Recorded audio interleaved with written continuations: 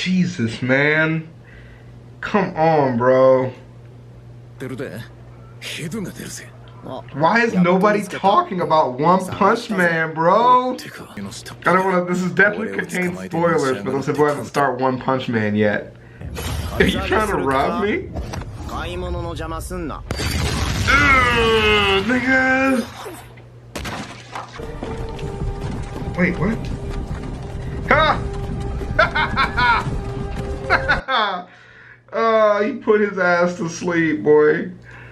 He put his ass to sleep, man. Yo, ChavezzSlovakia, welcome back, man. We're gonna do some more of the pro-revenge stories of students destroying teachers in the most disrespectful way possible. Married, just getting started, and we decided to dink double income, no kids. It for a few years double to save income. Up We decided to dink. The dot-com bubble was still rising, and I was a newly minted software developer.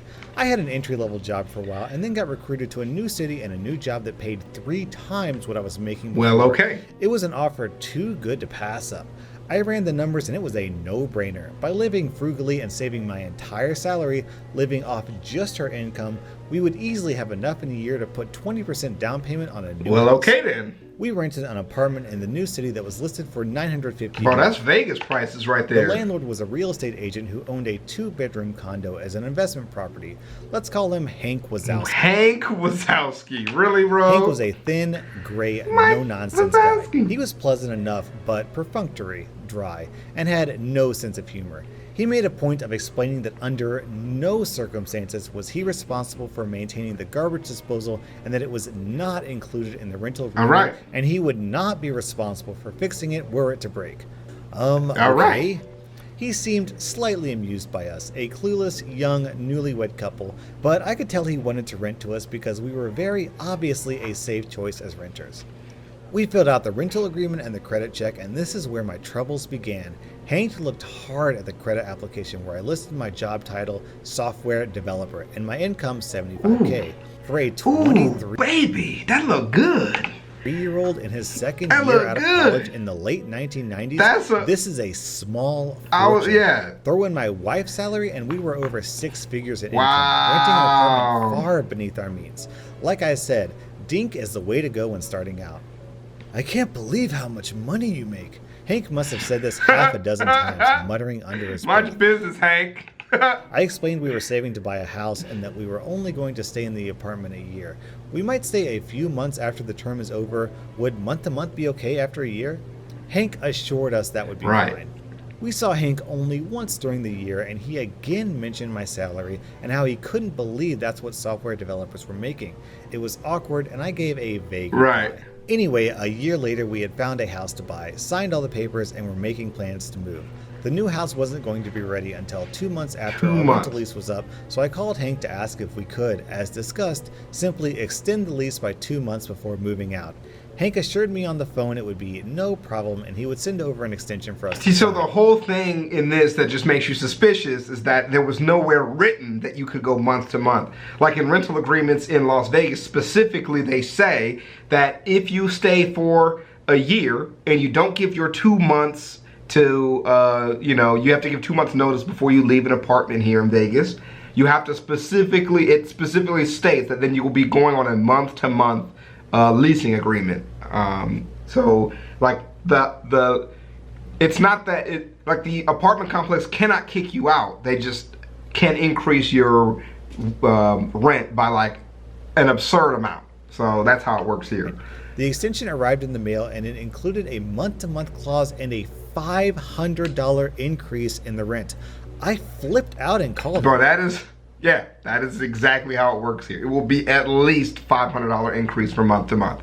That is completely normal. Everywhere you go in Vegas, that's how it is. I don't mean like that's how it's normal where he's at, but I just mean the rental agreements in Vegas all say that specifically.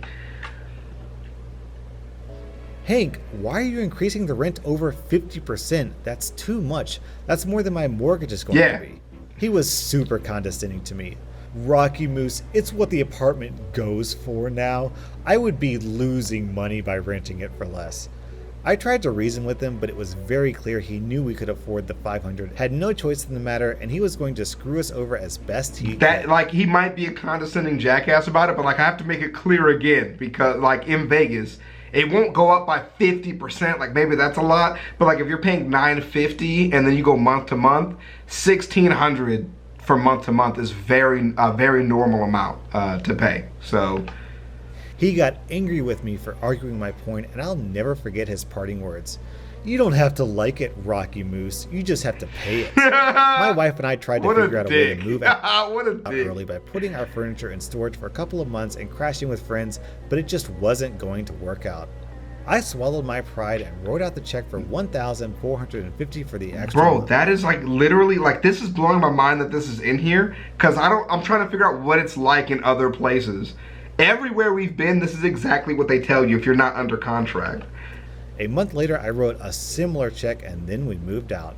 I made sure the apartment was spotless before moving, but Hank still withheld $300 from our security deposit for BS You're not things getting that were shit just back. a way for him to squeeze a few more dollars from the kids who made too much. Dude, money. you're not gonna get your deposit back for your apartment. You never get it back, bro. They always keep that shit. $100 for cleaning? Sure, but $300 was obscene. In my mind, he had screwed me over for $1,200, and there was nothing I could do about it. What made it even more infuriating is that I saw the ad Hank put in the paper after we moved out, and he listed the apartment for rent at only $150 more than we had been paying originally. Not the grossly inflated $500 increase. And it didn't rent. A month later, I saw the same ad, and he had lowered the price to $75 more than we had been paying. And I assume it got rented since the ad stopped appearing.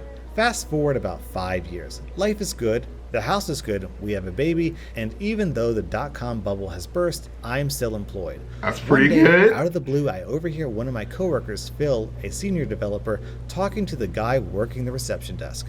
Hey Mike, I'm expecting someone to drop off some paperwork for me. If a Hank Wazowski asks for me, tell him I'll be right out. I freeze and get a taste of bile in my mouth, remembering how I had to write out that name on those checks all those years ago.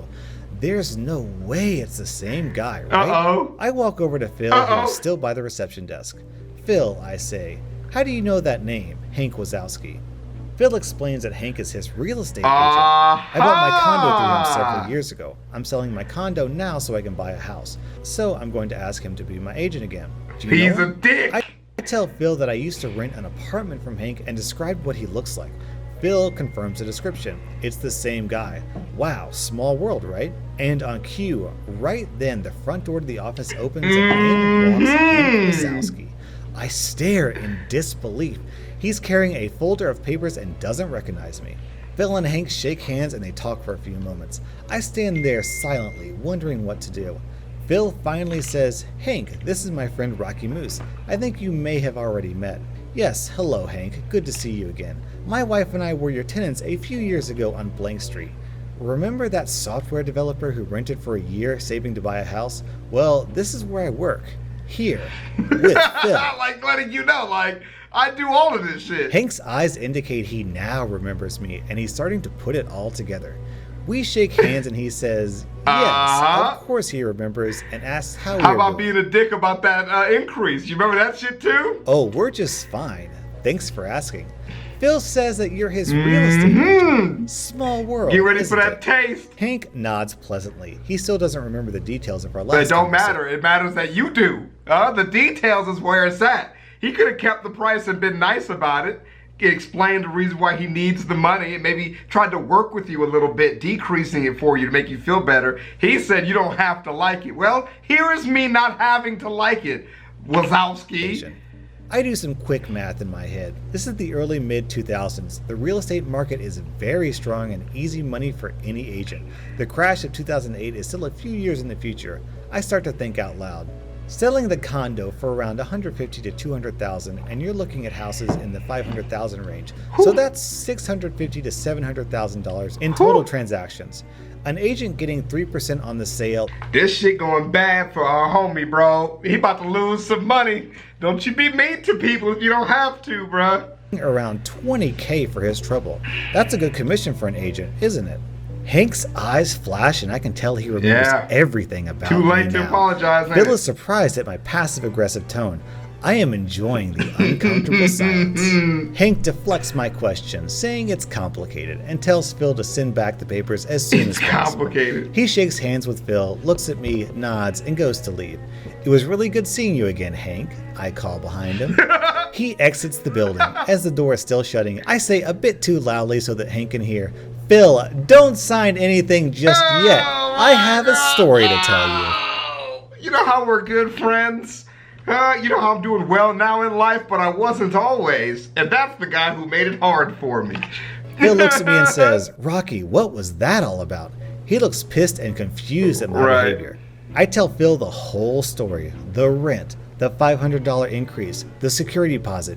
You don't have to like it. You just have to pay That's the part that everything. gets me. Phil, you can't... Everything else, like, is normal for a story now. I mean, this is 2019, you know? But that's all normal for the story now, except the part where he's a fucking dick about it. A lot of places, like, they know that they're going to try to keep... Everybody knows they're going to try to keep your security deposit. So if you argue it, you can get part of it back. But you're going to lose most of it. Everybody knows about the rent increase. But if you talk about it and you've been tenants, they work with you on the price. But they don't ever be a fucking asshole about that shit. Use this guy to sell your condo and buy a house. I hate him. He's evil. I'll help you find another real estate agent. Just use anyone but Hank. So the great thing about Phil is that, well, he's a great guy. He says he's a little surprised at my story and has always known Hank as a straightforward guy. But I totally see him doing that to you, he admits. There's no way I could use him now. What a dick. Unfortunate. Then Phil's eyes lit up a bit. What do you want me to say when I fire him? I have special feelings for Phil now. We came up with a plan and I made sure there were some key phrases in Phil's repertoire. So good. We planned it all out together in advance. My only regret is that I didn't get to see Hank's reaction in person a day later when Phil made the following phone call while I stood behind him listening. Hi, Hank. It's Phil calling. Yeah, about that. I've decided to get some other quotes from other agents. I'm not going to sign up with you. Pause. No, you shouldn't give a discount. You'd be losing money if you did that. Pause. No, this is just a decision I've made. No, it has nothing to do with Rocky Moose. Pause. Well, you don't have to like it, Hank. You just have to accept it. Goodbye. Zing! Click. Zing! Oh, Jesus. Alright, that's a good fucking ending for everything. The thing that's really sticks out to me, though, about the story again, it's none of that stuff is written down. You know, like, all that stuff is like verbal contracts where he's making it seem like you're going to be fine. This process is going to work out fine. In Vegas, all that shit has to be written down. They can't kick you out, and they'd be like, well, we can't kick you out, but if you don't like it, you know, let me know, and whatchamacallit, if you don't like it, you have to let us know you're going to leave. We won't increase your rent, or you can just sign another contract to maintain the price, or we're going to increase the price. Now, increase by 50% seems like a lot, but that's so shady that somebody, you know, it's just so shady that he wouldn't tell you beforehand to expect that, because that's something you have to budget for. So, he fucking got his ass, though. He got his ass. Alright, man. We'll see you guys in the next one, dude. Those are pretty good stories that we saw the last couple days, so keep it up. And I'll holler at you guys later, man. Peace.